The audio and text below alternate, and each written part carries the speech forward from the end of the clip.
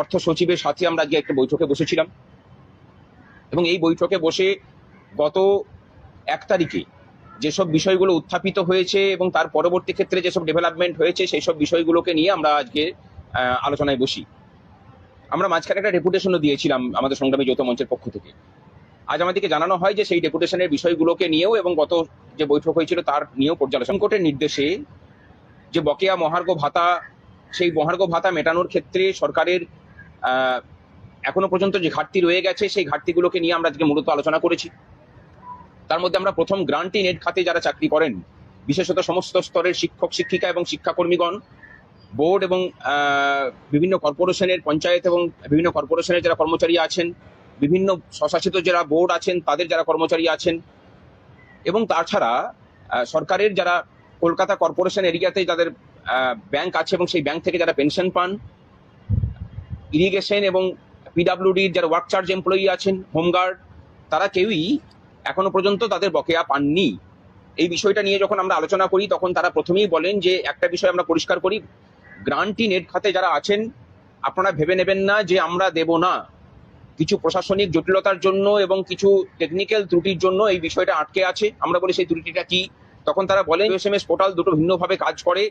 IOSMS portal কারা বানিয়েছিল তারা বলছেন যে ওখানে একটা মজার ব্যাপার আছে যে এমপ্লয়ীদের কোড নাকি প্রতি বছর চেঞ্জ হয়ে যাচ্ছে।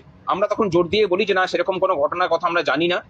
আমরা তখন পাল্টা প্রস্তাব দিই যে আইওএসএমএস পোর্টালে যাদের বেতন হয় বিভিন্ন ডিপার্টমেন্টের, তাদের 2016 থেকে এখনকার পর্যন্ত তাদের যে এমপ্লয়ি আইডি আছে, সেই এমপ্লয়ি আইডি যে অপরিবর্তিত আছে আমরা তার নথি আপনাদের কাছে জমা করব এবং জমা করার পরে আপনারা সেগুলোকে ব্যবস্থা নিন, দ্রুত এই বকেয়া মেটানোর ব্যবস্থা করা হোক। কারণ এটা আইনি নির্দেশ, সুপ্রিম কোর্টের নির্দেশ, সেখানে এড়িয়ে যাওয়া যেতে পারে না। কর্মচারীদের বিষয়টা অনেকদিন আগে থেকে চলছে, বাকিদের বিষয়টাকেও সরকার সমান গুরুত্ব দিক। কর্পোরেশন এরিয়ার বিষয়ে তারা বলেছেন যে এখনো পর্যন্ত জটিলতা রয়ে গেছে এবং তারপরে তারা বৈঠকে একটা সিদ্ধান্ত নেন এবং আমরা বলি যে এটাকে নিয়ে প্রেস নোট জারি করতে। তারা সেটাতে এগ্রি করেছেন। মাননীয় মুখ্যমন্ত্রী হয়তো এই বিষয়টাতে সকলের সামনে বলবেন, খুব তাড়াতাড়ি বলার কথা আছে, সেটা আশা করছি খুব দ্রুত এই কাজটা হবে। তারা বলেছেন যে আপনাদের যা পাওনা আপাতত অ্যাডহক বেসিসে 50% সবাইকে মিটিয়ে দেওয়ার আমরা চেষ্টা করছি। আমরা সরকারের এই ব্যাপারটাকে স্বাগত জানাচ্ছি এবং আমরা তার সাথে এটা চাইছি যে বাকি যে প্রশাসনিক জটিলতা আছে এই গ্রান্টিং এর সহ বাকিদের ক্ষেত্রে বকেয়া মেটানোর ক্ষেত্রে সেই জটিলতাগুলোকেও সরকার যেমন করবে, আমরাও কাটানোর ক্ষেত্রে তথ্য দিয়ে সেগুলোকে সহযোগিতা করব। দ্বিতীয় যে বিষয়টা আলোচিত হয়েছে অস্থায়ী কর্মচারীদের, আমরা বলেছি যে আমাদের প্রস্তাব দিয়েছিলাম প্রায় সব ডিপার্টমেন্টকে নিয়েই, কিন্তু কিছু প্রস্তাব মানা হয়েছে, বাকিগুলোকে হয়নি। তারা বলেছে বিষয়গুলোকে বিবেচনা করে সবার ক্ষেত্রেই আমরা কার্যকরী ভূমিকা নেব। আমরা সেখানে কতগুলো স্পেসিফিক প্রস্তাব আবার দিয়েছি যে বিশেষ করে যারা কেন্দ্রীয় প্রকল্পে যারা অন্তর্ভুক্ত তাদের ক্ষেত্রে অন্যান্য রাজ্য সহ কেন্দ্রের তাদের জন্য যে বরাদ্দ বেতন খাতের পয়সা সেগুলো তাদেরকে দেওয়া হোক।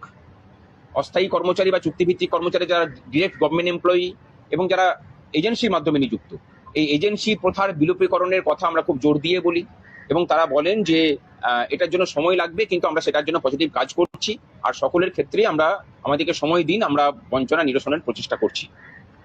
আমরা বেতন কাঠামোয় তাদেরকে নিয়ে আসার কথা বলি যে সবার এই এজেন্সি প্রথা বিলোপ করিয়ে সরাসরি করা হোক এবং একটা নির্দিষ্ট বেতন কাঠামোর মধ্যে নিয়ে আসা হোক।